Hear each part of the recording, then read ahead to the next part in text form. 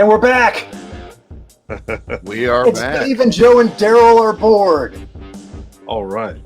We're not even gonna just introduce our guest tonight. Well, I guess we will, but Daryl, you're just gonna be part of it from the very start. From the start. You know, that's because we know you and we love you. Daryl Banks is here. We'll be talking to you in a bit after we do our usual malarkey. But let's get rid of the. Oh, thank God the music's over. Oh man. Well, we're back. We haven't been on in 2 weeks. I think people missed us because we weren't bored. I guess we weren't bored, yeah. And we didn't have Daryl. So now our special correspondent Adam, is desperately trying to quit the show, and I promised him that we'd get to him first, so that he could possibly never ever see any of us again.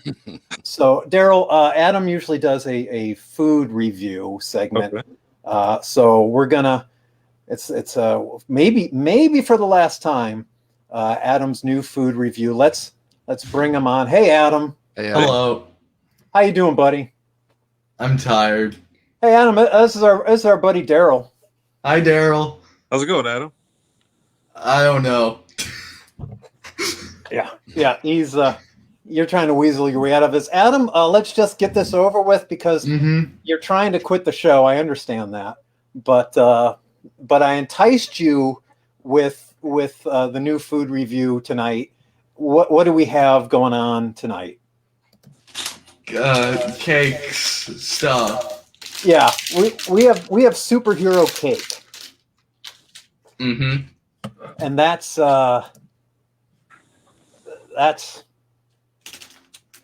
exciting. So you got Spider-Man and Hulk, brought to us by Cakebites.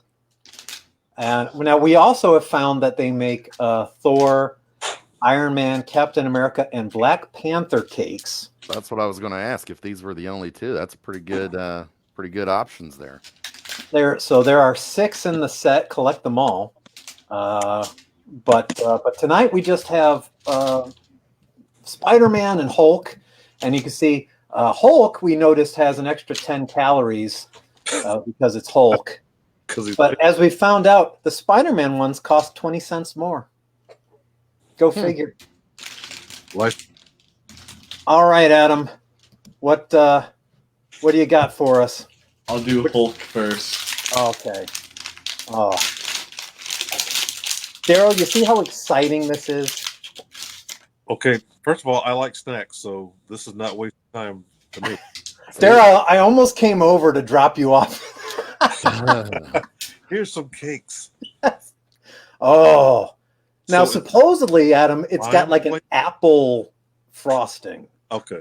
All right. Green apple. Okay. Now, is this a tasting for the first time, or is this more like just, okay. Oh, this is... Live Where'd review. it come from? These were from the Malt of Walls. The Walmart. Oh. Overpriced, individually wrapped pieces of superhero cake, which reminded me very much of like the days of cereals and things. So yeah, it's got that like green apple like sour taste to it. Okay. Okay. That's about it. Yeah. Is it any good?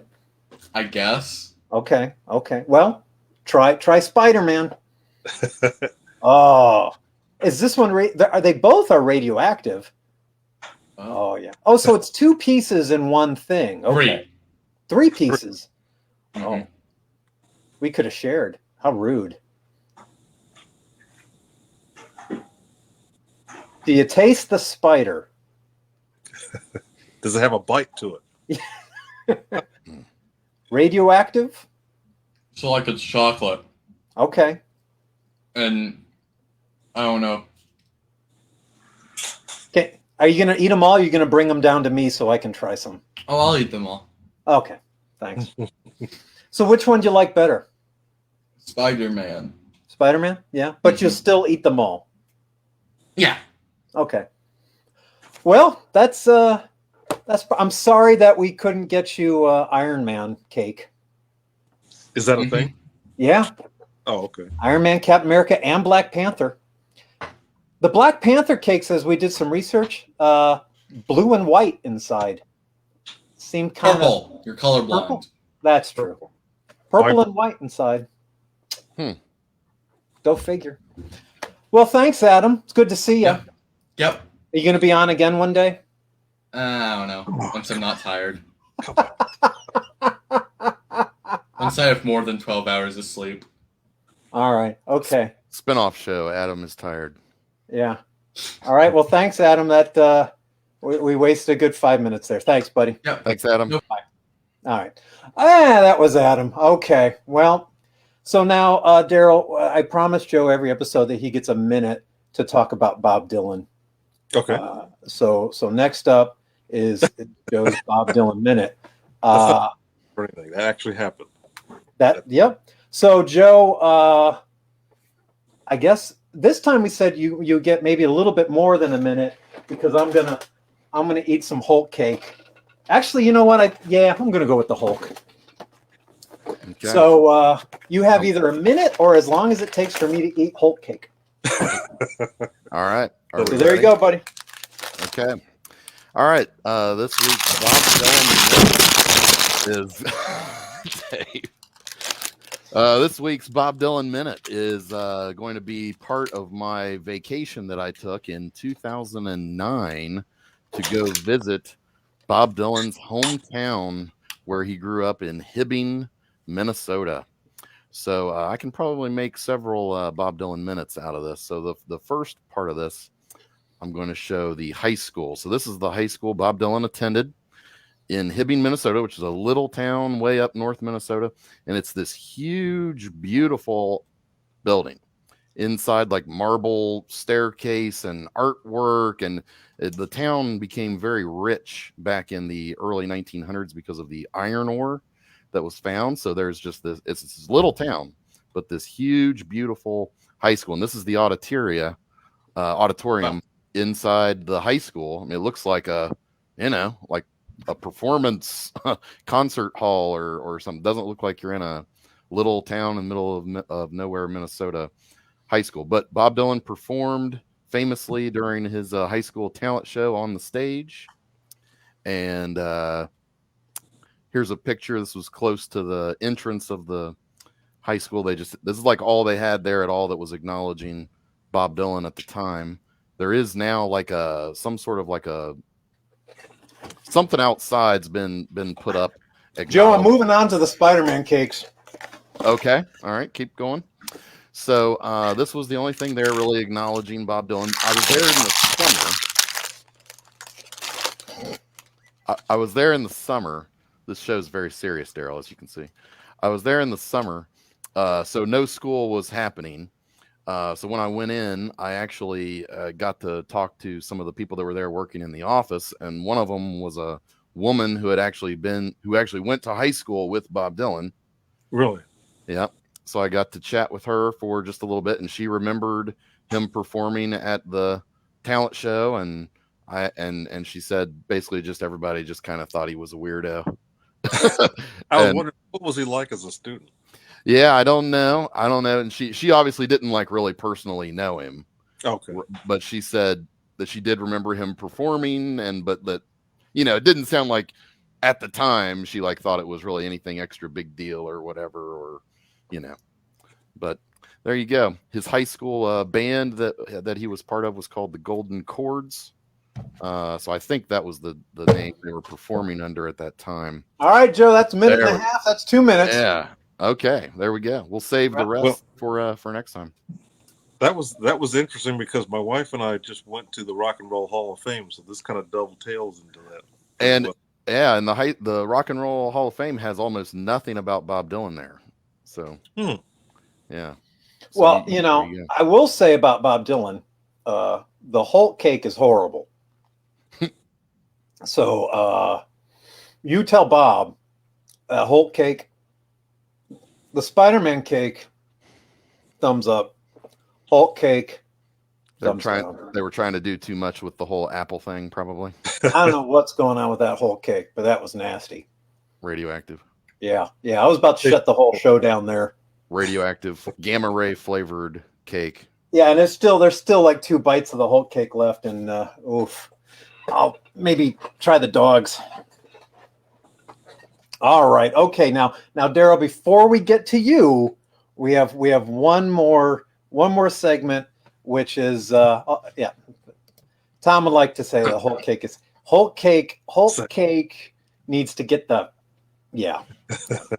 All right. Well, we every week we do a little pick where we pick a comic that we feel everybody should have, or comic related piece of book format.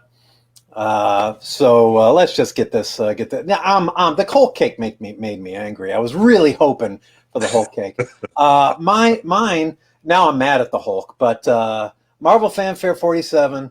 If anybody watching isn't familiar with Marvel Fanfare, it was like Marvel's boutique special prestige series where usually every issue was a story or 2 stories. Every now and then they had a multi-issue run, but usually they'd get the best of their creators and they do a story or 2 and an issue. And issue 47 is Bill Mantlo writing a story about the Hulk escapes from S.H.I.E.L.D. and goes on a rampage and Spider-Man has to calm him down. It's not much of a story, but it's Michael Golden, and it's probably the best Michael Golden work, I think, of his career. I loves it. Not only does he draw and ink, he colors the dang thing, and the colors are just fantastic. Everybody on the S.H.I.E.L.D., helicarrier, whatever, are all done in these great magentas and blues and reds, and throughout the story, and then the rest of it is just fantastic. So this is probably my favorite piece of Michael Golden work after Micronauts, where he's really just going nuts, and lots of double page spreads in here and craziness, and it's kind of just a big old fight scene with occasionally some S.H.I.E.L.D. people getting in there, and they're all magenta and red, which is awesome. He does that a lot, but he makes it work every single time. Whenever he colors himself, and he had the run of Batman covers there in the late 80s, and they were all his crazy color palette, and they're just great. So if you don't have that one, it is and look, Shane agrees.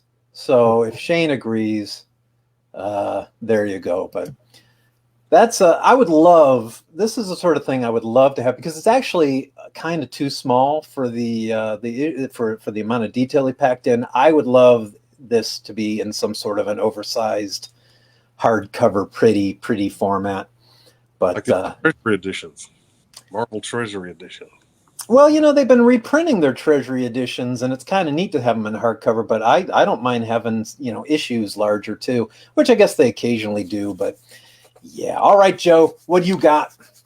Well, before I start, I would say that I also have a fondness for that Marvel Fanfare issue. I actually had a subscription to Marvel Fanfare at the time, so I had that issue delivered to me at home. And when I met Michael Golden, I had him sign my copy of it. So I'm also a fan. Double endorsement for that issue. Good stuff. All right, we're going to keep the Spider-Man Hulk thing running. Oh, we all like Michael Golden. How could we not? How could you not? All right. So my book for this week is The Incredible Hulk pop-up book. That's the complete title. It was published in 1980. And this was something that was around my house when I was a kid. So it must have originally been purchased for my older brother based on the fact that it was published in 1980. And I had it and I loved it. And this is not my original copy. It was destroyed or tossed away at some point. I had to rebuy this off of eBay a few years ago. But it's just great. So it is Herb Trimpe artwork. Inside, inked by Mike Esposito, and here's an example of like the big splash page. It's only about 10 pages for the whole book, but great big splash Hulk bursting out there. And of course, if you're going to do an Incredible Hulk pop-up book for the masses, you're going to go with the classic Hulk villain Firebrand. He was So more of an Iron Man foe. Right. Yes. He first appeared as an Iron Man villain. I assume they picked Firebrand. They probably liked the color contrast with his red and yellow and the Hulk's green would be my guess. But it's a great book. Here's an example of a couple of the pages. You pull the little tab and Hulk punches Firebrand, and then on the next page he tosses him across the street. And then there's the back cover. I love that. That's another candidate for getting tattooed on your butt. By the way, I think that's another good one. That's why I threw that in there. That's a good one. Which when you showed me this, I just had to go and bring Firebrand is one of those classic. Hey, let's create a villain for a character and make them the same colors, but just kind of inverted. And then he's like a political activist terrorist villain. Hence the name Firebrand. With a suit of armor that shoots fire, and yeah, he and he's got like a black power symbol on his chest, which is why he was the most controversial villain in the history of comic mags, by the way, because he was out to take down the man by tearing down society. He was like a social justice warrior terrorist, I guess, and yeah, have him fight Hulk. No. So now to tie this in, I love collecting pop-up books. I have all of the small ones that the company did, where Hulk fought the circus of crime and was trapped in a mine. Trapped in a mine. But that's the Spider-Man one with he's at a carnival and Green Goblin. So we need to. I guess you need to buy that one now, Joe. Yeah, I had never seen that one before. And eat cake with it. Spider-Man cake. Oh man, those cakes are. Oh, that Hulk cake really got to me. He's got part now. If I disappear halfway through the show, it's the Hulk cake. All right. Well, now it's time to introduce our. Now we got this. We wasted 15 minutes on this baloney. Let's introduce our guest. It's Darryl Banks. Hey, Daryl. This is just the worst introduction that we've ever given anybody. It's comic book artist Darryl Banks. Yeah. Oh, it's nice to shut up. It's nice to see you, Daryl. It's good seeing you guys. Well, let's see here. We got some artwork. We're going to talk to you about some of your art from over the years, and let's begin with we both attended Columbus College of Art and Design, right? That wasn't a dream. I was there, not at the same time. Yes, but you were there. Yes, and I was okay. What year was there? Any overlap at all? Well, what years were you there? Let's see. I graduated in '87. So no, you are old. Yeah, the gray hair would tell you. Yeah, I was there 91 to 95. Okay. When did you start? Now you also taught there, but you started teaching then. So maybe is that where how did I first meet you then? Was it then? No. No. I don't remember where. It just happened. Later. but yeah, I taught for a while also. What years were you teaching? What was it? 90, 94 till I did about 5 years, and it felt like 15. It's funny when I the guys like Joe Caroni or of course Yuko. I don't know how they did it so long. I don't. I remember my wife would have to hear me complain about whenever there was a faculty meeting and I had a deadline, because I'm thinking I go to the faculty meeting and they're like it's required. And I'm sitting there waiting for the part where it definitely relates to part timers, and it never did. I'm thinking, and the clock is ticking. Andy Bennett said Daryl was my teacher.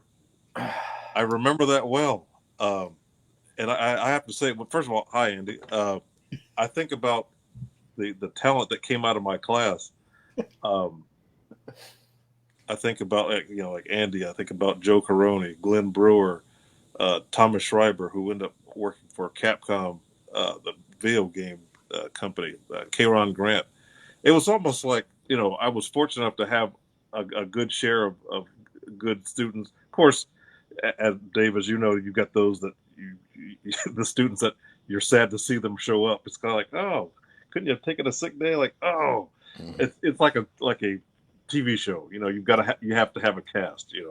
I have to say that I had no memory of the school having a comics class, and supposedly I was there.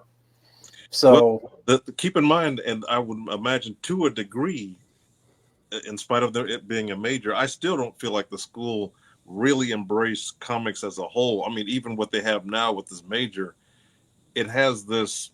I don't know. It sounds kind of limited to me, but I don't know. It could. Yeah, no. People, there's an understanding that if you're going to do that and charge, because now Columbus College of Design has a comics major, right. and CCAD, which is what the cool kids call it, is about, I think, at least $130,000 to get that major. So you think that there needs to be an understanding that if you're going to teach anything, it needs to be the full pie of the entire industry, which means going from Dav Pilkey's hugely successful kind of, that industry for little kids to autobiographical, more, that kind of comics to what Marvel and DC do. And now it seems like they kind of, from what I hear, are snubbing the Marvel DC stuff and only really focusing on these like tell your life story, whatever. But again, $130,000 for a degree that is an industry where no one had a degree in it. So don't get me started. See, we'll have, that'll be a conversation. Yes. Maybe we'll have at lunch or something like that, because I've got an opinion on certain things. But Joe wants to go to bed at 9.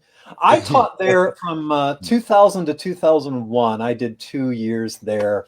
And then when they wanted me to show up twice a week, I couldn't do it. So I left. And then by the time they asked me to come back, maybe 15 years later, so much had changed that I felt I would probably be toxic in terms of my opinion on the price tag and what the school was doing. But, I popped in. I popped in to kind of say hi to a class in the spring, and the students were lovely. They could not have been more attentive and lovelier. So but you're right. The full stereotype bingo of college student existed when we were there, existed when we taught, and exists now, even with the price tag going up. The whole, that it's bingo. It's dog ate my homework. Check it off. It's the whole. They're all there, from awesome to what are you doing? So we've got. Was this the first cover that started off Green Lantern for you? Let's see, was that the first cover? Because that's Emerald Twilight 1. Now, Bill Willingham is drawing it, so you're not doing interiors on that. No. That's the first. I'm thinking, was that my first DC cover, period? Because I did some stuff before Green Lantern, but I would say that's definitely my first Green Lantern cover, yes. And that, I remember I got the layout for 48 Ed Hannigan, who, I'd work at Marvel. I'm thinking, I've got a sketch here from Ed Hannigan to go by. And then I was working with, you probably know, with comics, you have your editor for the interiors, and you have editors that handle covers, because covers fall under that category of product, and it's got to jump out at you off the spinner rack or whatever. So I remember the cover editor's name was Curtis King, I believe it was his name.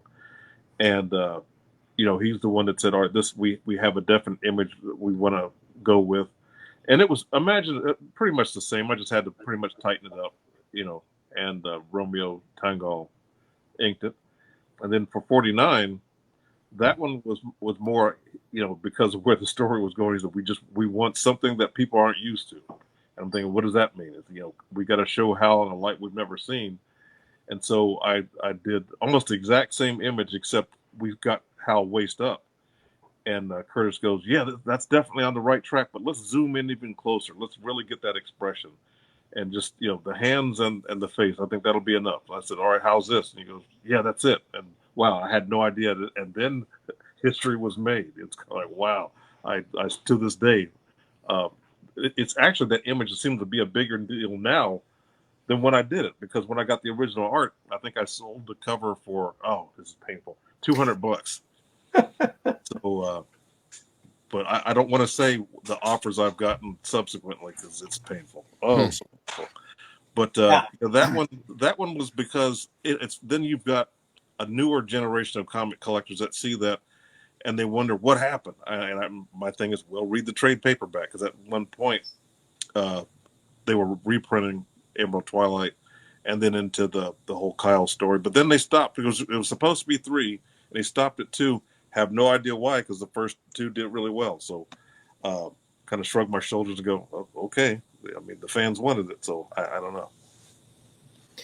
And so this one, though, this was also your first interior issue? No, my first interior was 50, the one right after this. All right, so now we're moving on to this bad boy. It ends here and begins here in more ways than one, yeah. That was funny. When I did the cover for this one, I didn't know it was going to be glow in the dark. That was a pleasant surprise. And also, when I did that, I felt like that was going to be the cover art that might be I'd be more known for than 49. But it's like, no, 50 was kind of like, yeah, that's fine. But 49, it's like, really? But keep in mind, this was the 90s. And so this, if you look at it, this is the most image-looking one out of the 3. So I think that's why I was thinking, oh, 50, that's the one, that's the one that, maybe even Jim Lee would be proud of, but yeah, the famous glow in the dark one, which, the copies I have, they still glow in the dark. It's funny. I don't know what kind of phosphorescent materials they used. It's the same as the frosting on the Hulk cake, I think. I was going to say, all this green stuff is reminding me of the Hulk cake, and I'm just going to do some deep breathing. Whew, rough. I'm going to make it. I can make it. So Hal's Parallax costume at this point was pre-designed, or was that you? Yes. The costume, of course, this is before he had the cape. But yeah, the costume and the name. I often forgot, but there was a DC character that was used, I want to say just one time, named the Protector. Terry Austin brought up that they did this kind of like a drug awareness issue with the Teen Titans. I've got them. Oh, you have that? Okay, so the character Protector? Yep. That was supposed to be Robin. But something happened where there was something legally they couldn't use Robin. But, how do you do the Titans without Robin? So in comes the Protector. So fast forward, when we're doing this story with Hal, DC was like, well, we already own the name Protector. His new name is going to be the Protector. And I'm thinking, did you guys read the script? What is he protecting? That name doesn't suit him. And, my editor is pretty much just passing on what he was told, that, this new character he's got to be the Protector. I thought, no way. And so I wanted, I said, well, I can still come up with something I think better than Protector. So I came up with Parallax. The word Parallax does deal with point of view and positioning. And if nothing else, he had just that. And so I thought, how about, let's call him Parallax. And they were like, no, he's the Protector. And so I had to, and this happened more than once, I had to actually write out like a paragraph explaining my reasons why I feel that he should be Parallax. And they thought about it. Came back, okay, all right, let's go with Parallax. And, and that's how that happened. Nancy Reagan and the Keebler elves were hoping for the Protector. That's awesome. And costume design, how especially because this and with Kyle, how much time and how many back and forths? Kyle had a lot of back and forth. Parallax, not really. That one I almost knew right out of the gate what I wanted him to look like. The only difference is that he had the symbol, and they thought the symbol won't make any sense. Get rid of the symbol. and that's about the only change. Now I did some others just to say that I did, but it was just a formality. Like, yeah, we're going to go with the first one. But with Kyle, we couldn't decide. That was back and forth, and now keep in mind this is mid '90s. This is Image. This is over designed. Some of the rejected stuff. I keep saying one of these days I'll probably maybe put out a sketchbook of the rejected design, but they hurt my eyes, and I did it. I'm like, no, let's just focus on what we went with. I just remember my editor kept saying that you keep wanting to have this overly busy outfit. Do you really want to do 22 pages of a really detailed costume like that? So I don't think so. You want to keep it simple. And so when we finally, what they did was they looked at the different designs. There was quite a few, and said, well, we like the gauntlets and boots from this one over here. We like the bodysuit of this one. We like the mask from this one. So let's put them together. And the only thing, once again, the last sticking point was his symbol. They wanted to keep the original symbol. I thought, well, it doesn't make sense. We've come so far. No, we got to at least keep the symbol. Like, here we go again. So I had to write, here's why I want to go with the split symbol the way we did, because they established they didn't want Kyle saying the oath like classic Lanterns do. So I thought, well, if he's not going to say it, let me imply it. So inside, you've got the they got the shape of the inner shape, the brightest day, blackest night, kind of, it's implied. And we're like, oh, we'll think about it. It's like, here we go, we'll think about it, like goes through processing. Okay, all right, we'll do that. That's wild. I wonder nowadays, 25 plus years later, how much costumes are over thought out because they're more of a marketing tool. Like designing a new Green Lantern logo, it almost seems like a separate job. Designing a new costume seems like a separate job by somebody else that people would obsess over for months.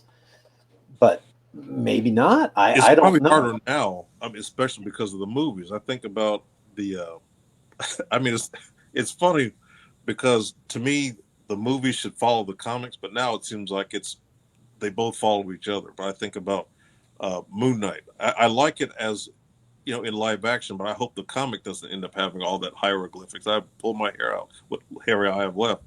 Or I think about now, it feels like just on the verge of over design in some cases, which might work in a movie, but I don't think it necessarily works in a comic. I guess I'm too much of a fan of the old stuff. I grew up on Sal and John Buscema, et cetera. I don't mind Captain America having a utility belt. I can kind of get used to that, but all the other armor, it makes sense. I get why, but it's kind of like, the design language I'm just used to.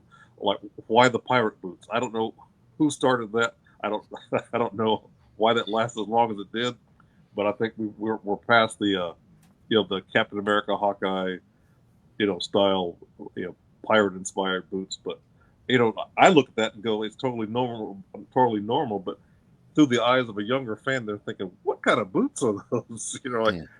Oh, well, yeah, I guess what works now is not necessarily what I don't know. It's just a whole different. I'm showing my age. I guess that's what I'm cutting the chase about. Well, it goes back to as well with the Superman trunks and the Batman trunks and that style of the different colors, back to the strongman kind of designs of the 30s and 40s. Do you think of them as trunks? I never thought of Superman as having trunks over the tights. I always thought it's like, how you can have more than one color in a shirt. I always thought I never cared. I never cared either way. I couldn't care less. It's a cool visual, and it breaks up the monotony. And when you get rid of it and you're just left with a belt, it looks horrible. Unless it's like Kyle, where there's no belt, then it kind of works. But when you've got Batman or Superman and you've still got a belt and you've got no color underneath there dividing it up, it just looks wrong. End of story. Good night. Show's over. All right, let's jump. Okay, well, that was what I was talking about, the costume there. So that's there you go. And that's what you guys all went with. And there's some 90s for you. Well, it's funny, even what we originally what we went with is still kind of different from even when we had it worked out in black and white, I did a color sketch. Everything that's dark gray, like the legs and arms, I kind of saw that as really dark green, and the gauntlets just a lighter green. Like everything was green and really no black to it. But now it's kind of like when I got the colors back, I'm like, oh, that's not what I. But then I kind of like it better this way. I'm like, oh, well, yeah. Um, Also, how I over the years how I drew the mask was similar, but it just as I got better drawing it, it kind of changed over time. The main thing is I didn't want to have a defined nose, and that's because I was inspired by the old Marvel character Sunfire, his original. I don't know who was the first to draw Sunfire. Was it Don Heck? I think. But I always loved that mask design because it's like nothing I've ever seen. It was just like, wow, that's it's totally unique. And so that was the kind of the inspiration and jumping off point for Kyle's mask. Yeah, it's Sunfire. I thought was the first cover a Gil Kane cover from Iron Man where he showed up. I want to say that was a Gil Kane cover, but I have no idea who's in the interiors. Let's see, Sunfire's first appearance. I want to say it wasn't an X-Men. See, now I want to Google it. I think he showed up in Iron Man, but that's just me. He did show up in Iron Man. I remember there was and he showed up in Submariner. I remember that famous Gil Kane, Sunfire, like fire versus water. Oh, you're right. X-Men 64. Okay. Don Heck and Roy Thomas. Wait, where's the? There you go. You win. Daryl wins a point. All right, Daryl. So 90s. We're gonna just 100 issues about 100 issues of Kyle. It's hard to say because I was on a few, off a few because I had no speed whatsoever, and also doing little things in between, like can you do a short Superboy story that has a Kyle crossover? And then of course it comes Green Lantern Silver Surfer, and I was off for a while to do that, which to this day is still my favorite project I've ever worked on. That was just one of those things. Pinch me, I can't believe this is real. But yeah, off and on for over like an 8-year period. Well, let's see what we got. So now, I'm just jumping straight ahead to modern stuff, and we've got some Nubia work here, which is just absolutely gorgeous. Thank you. Let's take a look, and let's just start from the beginning and say, what are you working in these days? Is it all digital now? Well, yeah, comics wise, yeah, it's all digital now. All digital. I don't know if you remember how many times I was picking your brain about Cintiqs and how they work and all that kind of stuff, and I was always thinking about it, but I said thinking about it. Then I'd look at the price tag and go, oh, these guys must be rich because these things are not cheap. But it's funny. I've had one for about 5 years now. Like, if I remember the day the Wacom website said financing available, I'm like, that's it. Now it's time. Well, yeah. I bit the bullet in 2010, which is actually the last time I redid my whole system, and it was because I knew because it was over $2,000, but I knew all of the steps that I would do for my books that the Cintiq would eliminate, and so I knew that money would get paid back in time because of these steps. Now, the price tag stopped me from throwing it out the window when I first got it, because it's such a horrible, horrible thing to work on when you first get one. Now they make, a friend of mine said, you can get sticker overlays with more of a texture, like a paper texture, like a clear, sticker where it gets more rough. But the first time that you draw on brand new, super clean glass with a stylus, it is the worst sensation, at least for me. It just drove me bananas. But see, I like that. I wear one of those, you've seen those 2-finger gloves. That kind of gives me the resistance more than, I don't want the resistance on the glass. I want it from my hand, And so, because I didn't have that at first.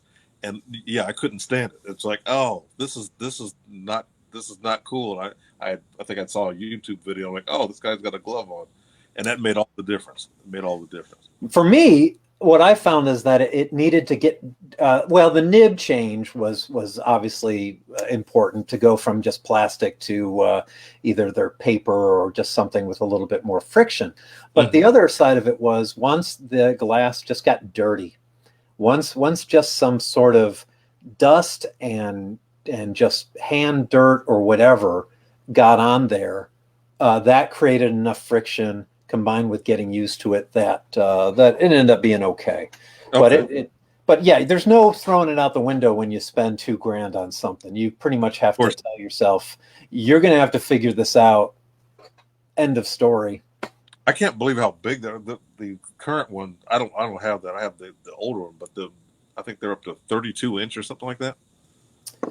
I am at the point now where I have to redo everything, but it also means that I'd have to subscribe to Adobe. I'm terrible. I work here on a system from 12 years ago, and then I work over next to me on a system from 20 years ago.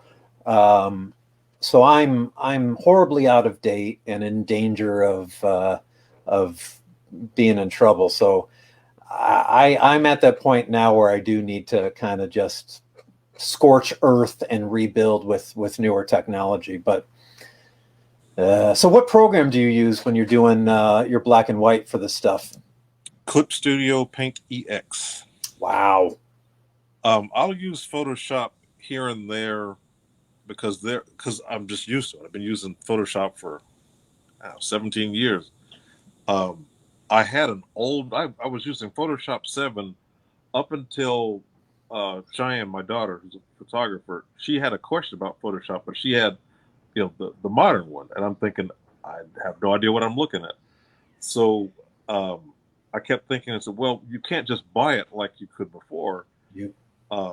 So I thought, all right, I'll go ahead and get the subscription. So it came with it's Photoshop and Lightroom or something like that, which I've never even opened. But there's some cool little gadgets that modern Photoshop has that my old one doesn't. One of which is called Vanishing Point. With one of the stories I'm working on right now, it takes place in a diner, and I have this, the old 50s diners had those black and white alternate tile patterns. And instead of trying to take time and figure it out in perspective, I just want to be able to create a grid and just drop it in there. And so with Vanishing Point, you can put a grid on anything, lined up with my initial prelim.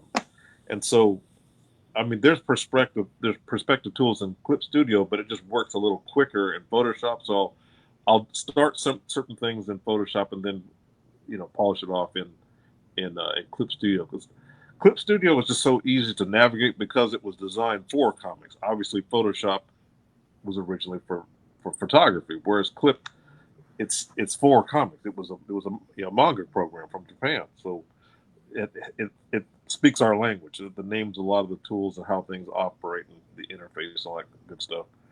But the image you have here, that was a cover.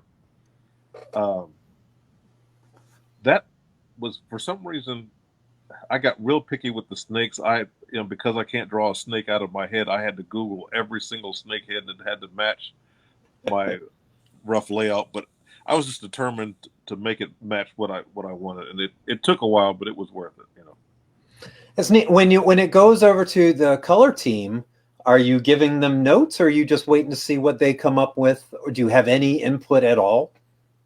They said, who do you want to color it? And I had been, from when I did the Green Lantern anniversary special back in 2020, a studio called Hi-Fi. I said, whenever if they're available, just keep getting, having them do it. And I'll just, if they have any questions, but they never asked me any questions. So I just said, well, you guys take it from there. And honestly, by the time I'm done and I've invoiced, I'm moving on to other stuff. So it's kind of like, I don't want to sound like I don't care, but it's more like, it's kind of like, well, as long as you guys are happy with it, my hired gun mentality is like, I'm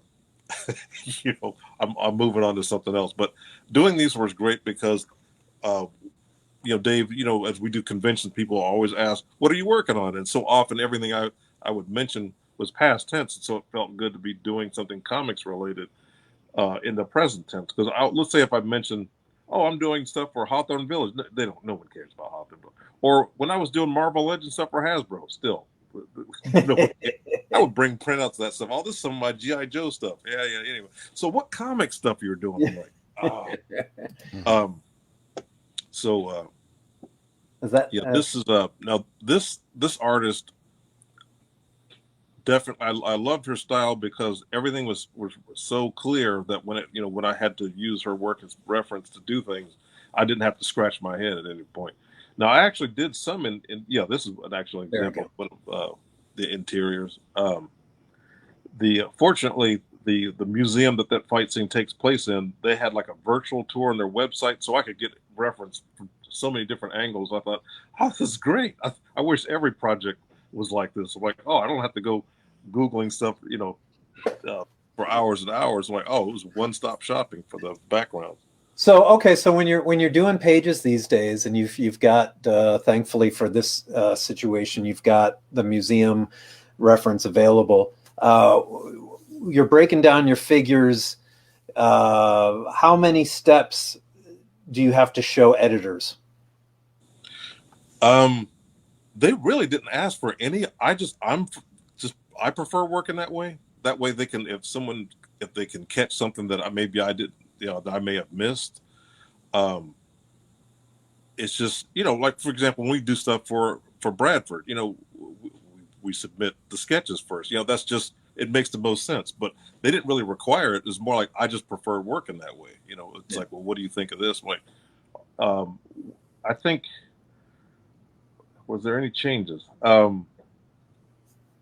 don't know if you can tell in panel 2, the teacher that Nubia is talking with, I think I didn't realize that she had appeared previously. I think I just made up what she looked like. But no, she's appeared before, and they showed me the page that she appeared before. So I had to change her hair, I remember. But other than that, they were like, okay, this is fine. So. And with digital work, how tight are if you're inking yourself these days, how tight are your pencils before you switch over and, ink it all up, so to speak?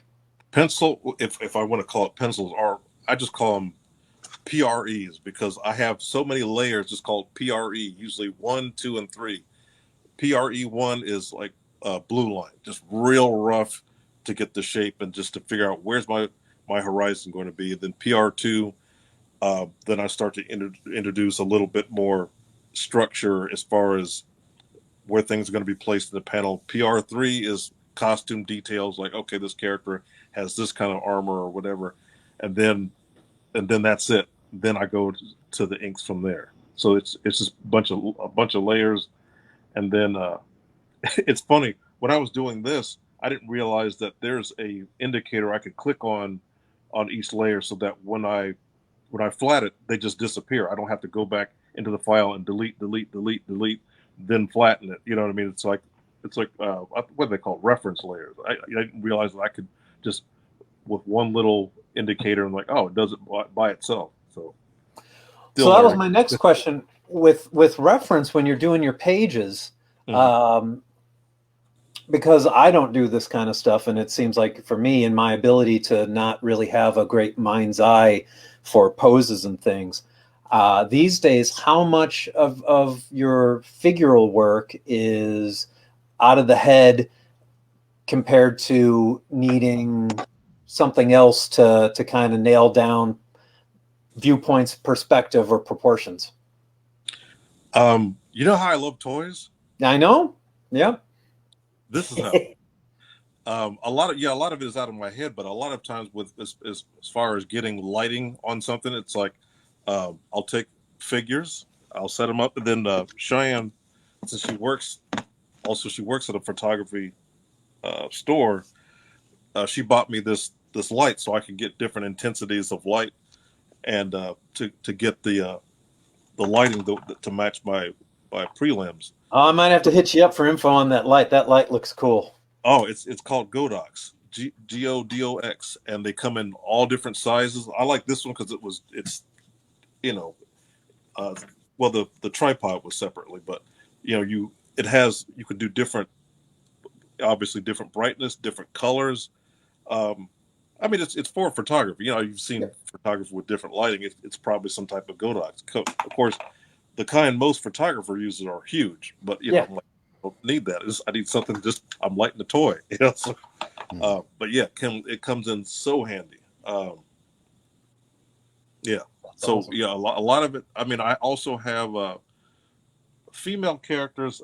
I don't have any handy, but there are these action. Well, they're action figures, but they're more like they feel like more like mannequins by Yeah. TV League. I don't know if Yeah, you've ever- are they the 12-inch ones that are almost like the naked Hot Toys muscular rubber bodies? Right. Yeah. Except they have 6-inch ones as well. They have smaller ones as Okay. well. I have probably like 8 of them, both 12-inch and 6-inch, just depending on what I'm doing. But yeah, those come in handy because they're seamless. Yeah. Also, Clip Studio has little like 3D mannequins in the program. Well, it has actually a whole 3D part of the program where, well, if you've ever seen Japanese comics where you've got subway stations, all you're thinking, how are these guys doing all that stuff? It's in the program, and you can just run it through a filter, and it looks like a drawing. And it was one of those you learned how the magic trick is done. Like, oh, well, that's how they do that, Yeah. And it's the funny thing is they just decided they're going to go to subscription format like Photoshop. And the clip community is not happy about it. That's a whole other topic for another time. Yep. But before that, considering you pay one price and you get free updates, well, you got free updates, and it's an amazing program. Almost as good as, well, in some ways better than. Have you heard of Procreate on Yeah. the Apple? That's an amazing program because it's 100% free. I remember when I got this iPad. Wow, it's been about 4 years now. I had asked the guy at the Apple store. So I heard about Procreate. How much is that? He was like, "It's free." I said, "No, I mean the one that people do art." Because I'm there's different versions of Yeah. levels of different programs. I said, the pro one is that there's only one. It's free. And I'm thinking Clayton Henry, who was doing the Flash for a while, he did it all in Procreate. I'm thinking, no, I want that version. He goes, there's only one. It's free. So I booted up, and it's an amazing program. There have been times where, especially before my father passed, I'd have to go back and forth to the hospital. So let's say I've got some Hawthorne to do. I can be in the waiting room and work on some initial sketches right there in Procreate on the iPad. It's a great program. It's awesome. And Hawkins Raiders, this was your graphic novel that we got back here. That was Hawkins Raiders. through Kickstarter. Was this still in Procreate time? Or This was just before. This is before Procreate. I didn't even have the Cintiq when I did the first maybe 3 or 4 pages. This was still some of that was traditional, just ink on paper, and I assembled it in Photoshop. I have an old the old Wacom. You're drawing down here and looking at the screen. sure. The Intuos that I bought back in 1999. I think it still works. It's in the basement somewhere.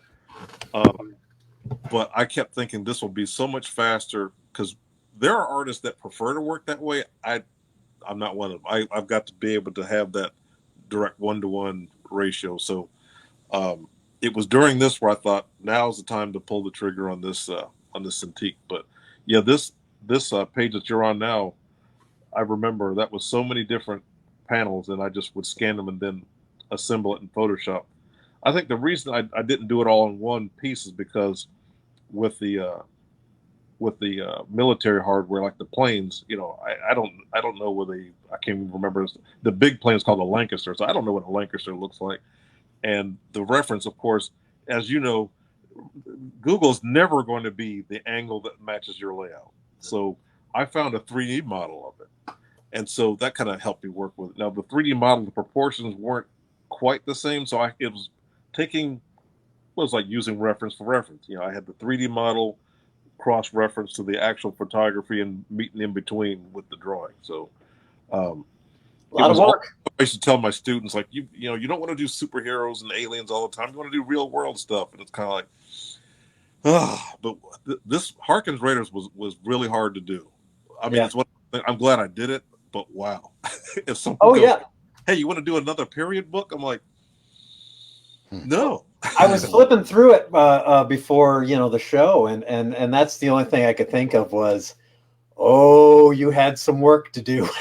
I had this guy come up to me at a show and he goes, oh, I like the work here, but you've got the I think the plane that in the first panel is getting, it's like, oh, you've got the swastika is facing the wrong direction. I didn't have the heart to tell him that I took that from a photo reference. I don't know what this thing is supposed to look like. So if I got it wrong, is because the real plane got it wrong, because I can't draw stuff out of my head.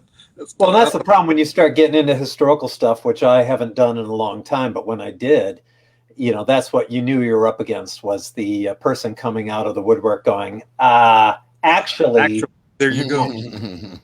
So we've been talking about Hawthorne and the Bradford Exchange and Hamilton Collection, and that's a company that both Daryl and I work for. We do designs for their statues and collectibles, and this is just a little example of all of that. From I guess you had to do some. Was this Game of Thrones? Game of Thrones. I've never. Oh, I take that back. I've seen one episode of Game of Thrones, the finale. That's it. And I told my middle sister that I was doing Game of Thrones stuff. Oh, I got to see it. I think she read the books. She watched the show. So with this, that's all clip studio. Just taking the provided reference, and I might have even sometimes with these buildings, I'll even build some primitives in 3D to kind of fill in the blanks to match my layout. I'll use not really 3D Max. I don't really use 3D Max anymore. But Google Sketch, well, not Google, but SketchUp. It's a free program called SketchUp. That's really helpful. But of course, I have an older version of SketchUp because they went subscription, and now the modern one, because I have an older computer, it can't even run the new one. That's kind of a reminder, like, next year I'm going to have to get a new computer, because there's so many things in Photoshop and in SketchUp that I can't run, because my computer is about 10 years old. So I'm still running Windows 10.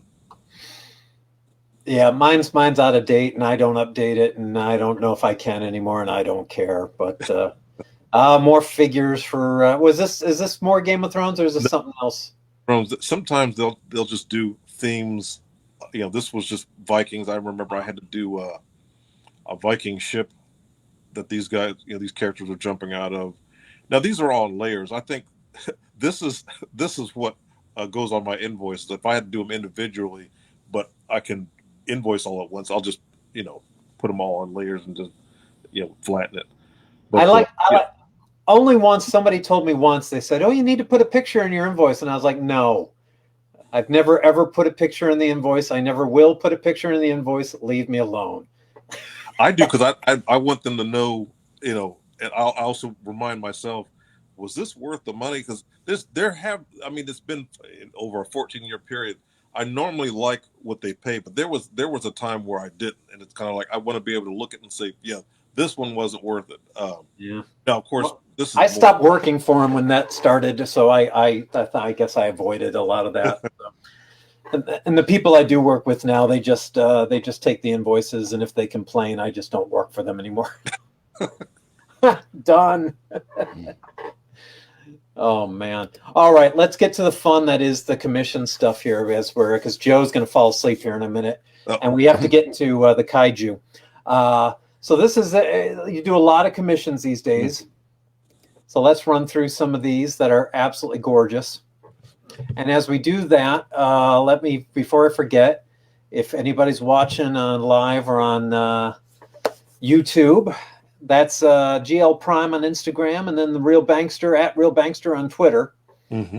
And that's the place to see, other than Facebook, see pictures of sketches you do at conventions and the commissions that you're doing and what's going on in the world of Darryl Banks art. And toys.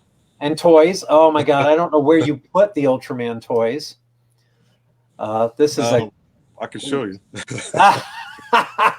We'll get to it in the middle here. Here's just a quick little run through. I was asked, you got your pencils for the commissions, and then you've got some inks for your head sketches. What do you use for the inks these days?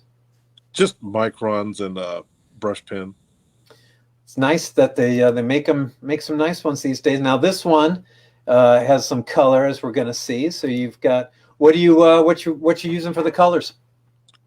I think it was I have a gouache set and a watercolor set I just got from I think from Jet Pens, or is it Jet Pens or Amazon? I don't know. I get stuff from them all the time, one or the other. Once in a while I'll get a color piece. I don't take on too much color because I'm way too picky with color, but the guy's concept, I couldn't say no to it. I thought, yeah, this is something I want to see myself. So yeah, creating that green beer, I don't know what that would taste like, but yeah, that was fun. It tastes like And St. then- Patrick's Day. There you go. We've got your nice little art book that came out, was it 2019? That was part of the Kickstarter with Harkins Raiders. Every project that funds with Gentle Giant Studios, the Sleeping Giant, Gentle Giant, that's a whole other company. They always do a sketchbook for the artist. So that's my first and currently only sketchbook. Hopefully, the first of many. But deciding what to put in it was, because I just never really gave it a whole lot of thought. And I've had so many people wanting to help me with it. I mean, Terry Austin sent me a bunch of his old sketchbooks that kind of, said, yeah, you need a sketchbook. Here's, they don't have to be, they could be whatever you want. And so it's one of those things. Dave, have you ever designed something for someone else, but if you had to do it for yourself, you'd be like, oh, it's harder because it's for yourself, I hate designing stuff and layout stuff, no matter who it's for. And so when it's for me, I just want it as simple as possible, and I just want it to be over with. And I think for me, from my standpoint, is I have never done anything where it's been a high enough quality where I felt like, oh crap, this needs to last, which is I'm jealous of this because it's hardcover and nice. Most of mine these days are Amazon's print on demand, and they are what they are. They're cheap. And so I don't get caught up with it because they are what they are. But yes, if it was something like this, I don't know if I'd have to hire another designer, but yes, it would drive me nuts. But it turned out nice. I was very happy with it. I mean, is it still available? Format they always use, like where it says Black Book, they all have that ominous press Black Book on the on the right hand side, and then the art of at the top. And they were, and also you can't use anything copyrighted on the cover. So, what are you going to put on the cover? I'm like, I have no idea.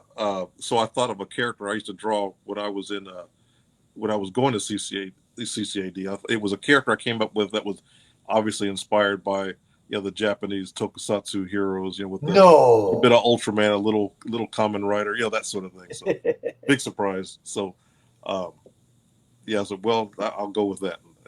Is this still available? That's a good question. That I don't know.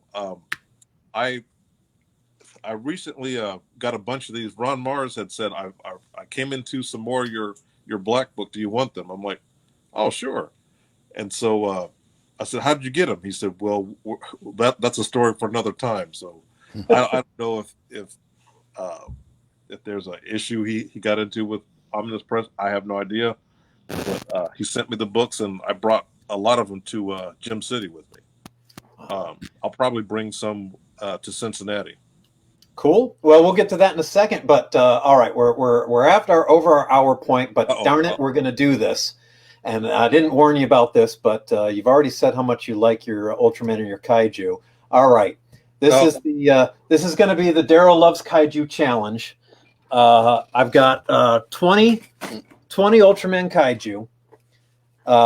We're going to see how many of these 20 that you can name. Can I identify? How many out of these 20 can you identify? And let's get the timer, and are you ready? By the way, are you ready? Sure. Are you feeling good about it? I'm trying to remember what his name was. I want to say Ganger. Well, you better. We'll we'll see how this goes. Okay. Let's see. Starting with number 1. Abaros. Oh man. There we go. Okay. Number 2. Bolt. That's an easy one. Yeah, come on. Come on. You can't get that one. You're Mephiles. Oh man. 3 for 3. Zarab. He's in the new man. movie. Antlar. Man. Bemular, the first foe of Dada. Look at this. Gangu. What is it? Gango? Something like that. Yeah, Gango. Gangu. We'll accept it. Okay. All right. Oh, Gomera, probably my favorite. Man, this is Gigas. jeez. Gyros. I would have also accepted Godzilla with a collar. That'd be correct because that's actually Haru Nakajima in that suit. Zeton. Oh man. Oh, Red King. Classic. Oh, Pigmon. Look at you. What's the Sibozu? See something. Yep. Nope, you got it. Oh, what is his name? Chemular or Oh no, wait, you did get it. Oh man, it is Chemular. I had the button for failure. Oh, I'm so sorry. I let you down. I should have been rooting for you. Okay, number 17. Telesdon. Oh my God, this is crazy. This is amazing. Woo. Woo! Woo.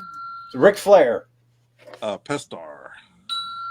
And the last one, Kanagon. which actually is kind of like an Ultra Q. Wow. Have you That's That was impressive. You know how long that took me to set up? But I'm proud of you, man. You did it. So I know all of those, most of those kaiju, I know their names, and their names are, that one. Oh, that one. Oh yeah. A huge Oh, yeah, percentage of that those, one. I have figures of most of those. So it kind Oh, of made yeah, that one. Hey, which one is this? It's that one. Yeah, the one with the things on it, Yeah, with yeah, that's how I know them. All right, man. Well, thank you so much. Let's talk a little bit about what you're working on right now before we head out here. I am working with an independent company called Strider Nolan Media. I'm actually doing 2 things with him at once, mainly because when Ron Mars writes, he writes in sections. So he and I were working on a sci-fi story called Riot Earp, like Wyatt Earp, but it's in the future. And the company did 2 Kickstarters, and so Ron and I are doing book number 3. And so while I'm caught up on Ron's script, they also the co-owner of the company has his own story as a horror story. It's kind of set in the 80s. So I'm working on that. Actually, I'm working on that currently while I'm waiting on some more plot from Ron. So yeah, and it's all digital and all fun. That's awesome. Now, our buddy Dan here wanted to know if you had ever worked with Tom Palmer.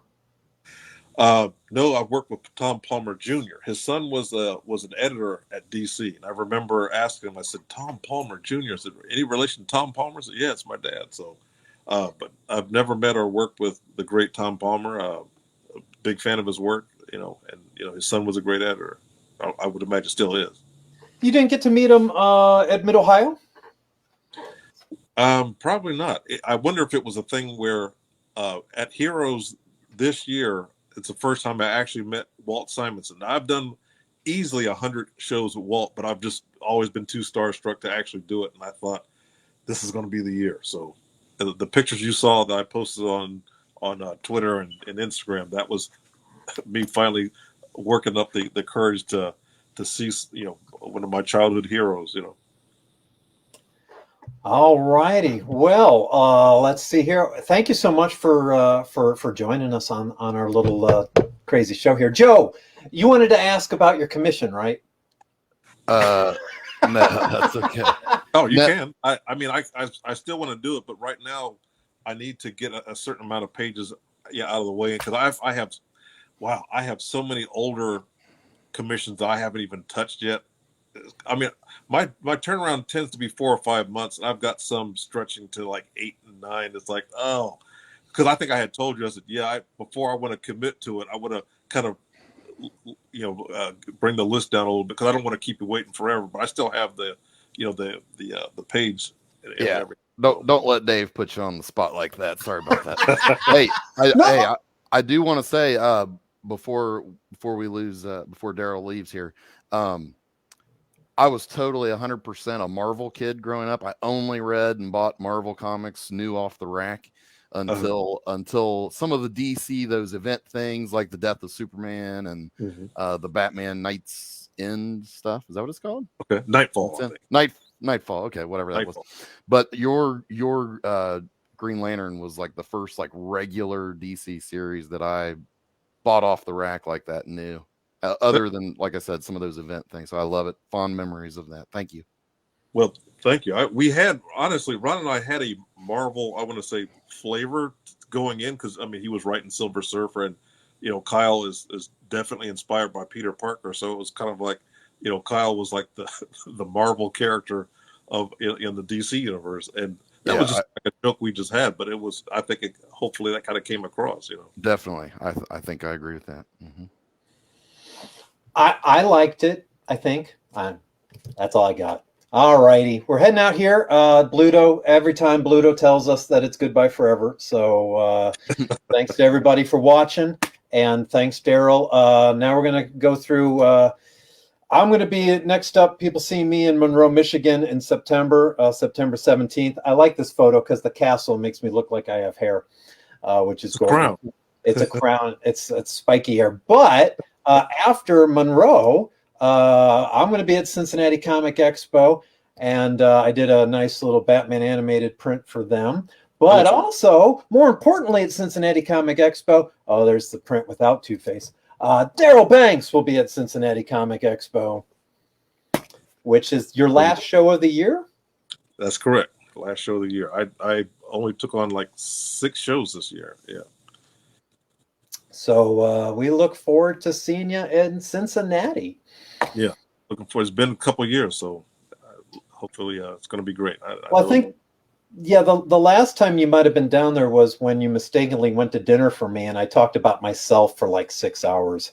And so it's amazing that you're even here chatting with us again. What's that restaurant? You, me, and Andy. Rock Bottom. Yeah, Rock Bottom. It's gone. Is it gone? Oh man, it hit rock bottom. I guess it hit rock bottom literally. Yeah, it's funny. Last year, Andy and I hit up and if you want to join us this year, Brew Burger, and I'd never been there before. We went there twice. Great burgers, and then realized that there's one down the street from me, like maybe 2 miles away, and I have not ever been there. Ever, even after going to the one in Cincinnati. So Rock Bottom is gone, huh? Wow. It's gone. Yep. So what's in its place? Do you know?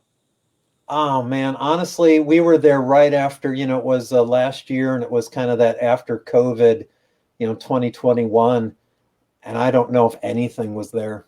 Oh, okay. Yeah, which kind of stinks, but it should be a good show. I'm looking forward to meeting the Batman animated, voice actors. Kevin Conroy's going to be there. That's a lot of fun.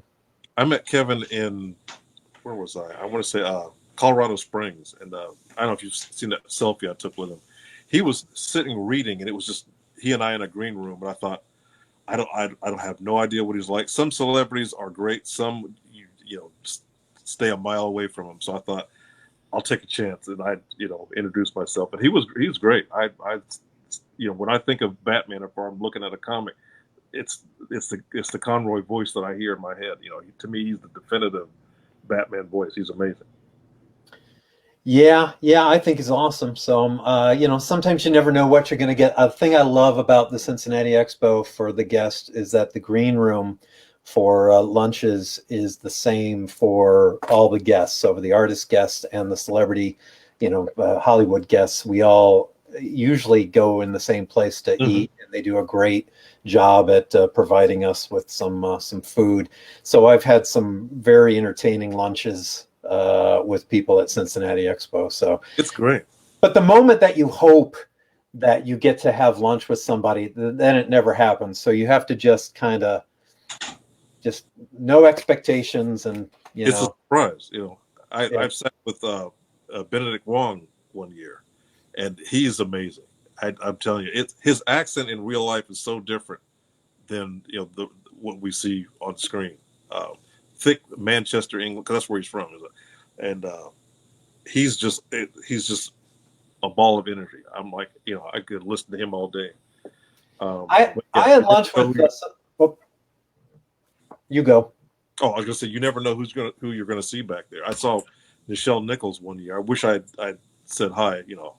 Too late now, but yeah, it's just it's like, oh wow, or someone sits down next to you, and you don't look until you go, oh wow, I had lunch with one of the Harry Potter guys, and I'm not a Harry Potter person. So Andy and I had a lovely conversation and a lunch with somebody. No clue who that person was, except that they were British, and he and his partner or whatever who was with the lady with him were absolutely lovely. But no clue until later that somebody said, oh, that was I don't even know who it was now, but it was a Harry Potter person, and they were upset that we kind of wasted a lunch with a Harry Potter star, right. and couldn't just enjoyed talking with them as a person and had nothing. I think they prefer that. A lot of celebrities, they want a chance to just be, regular people, Well, everybody's a little tired and wanting to have a little bit of a quiet lunch, and it doesn't mean you don't need to talk, but yeah, you're kind of need the energy to take a little bit of a dive, right? Just to recoup a bit, because us, we deal with the fans so much. Rabid fan. Maybe you, but Will you work on the SpongeBob show? No. Oh. Well, thanks, Daryl. It's good to see you, buddy. Yeah, good to see you too. Thanks, Daryl. Cincinnati. Are you coming to Cincinnati, Joe? Yes, I will. Good. I plan to be there. Yes. Good. We will. I guess that's in about 3-4 weeks. So, woo! And again, if you wanna follow Mr. Darryl Banks here, GL Prime on Instagram and at Real Bankster on Twitter. All right, sir. Good to see you. Thanks again. We'll talk to you real soon. All right. Keep in touch. Take care. See you, Daryl. Bye, Daryl. All right. Yay. That was great. There we go. It's now past your bedtime. It is, but that was worth it. Oh, well, we had So I think I might have a guest for next weekend. Oh, yeah. A big-time Hollywood guest. Oh, wow. Hopefully, my buddy Dave Hartman will be here, and he's animation director and movie director and artist who's worked with Rob Zombie. He's worked on Transformers. He's directed Phantasm 5. So hopefully he'll be joining us next weekend. And then maybe after that, we can never do this again. Well, that's what we keep threatening. Well, we're definitely not going to be able to be weekly because I've got stuff to do and you've got stuff to do, and we'll try. Yeah, I think it's fun to keep this rolling, though. All righty. Well, once again, thanks for tuning in. For those of you who are still watching, and we're also on. We put this all on YouTube, so I guess follow us on YouTube. Subscribe and like, I think, is what the kids say. There you go. There you go. All righty. Well, thanks, Joe. It's good to see you. Good to see you, Dave. Thank you. All righty. Thanks, everybody, for watching. And we'll... I'll love it. Oh, one more time.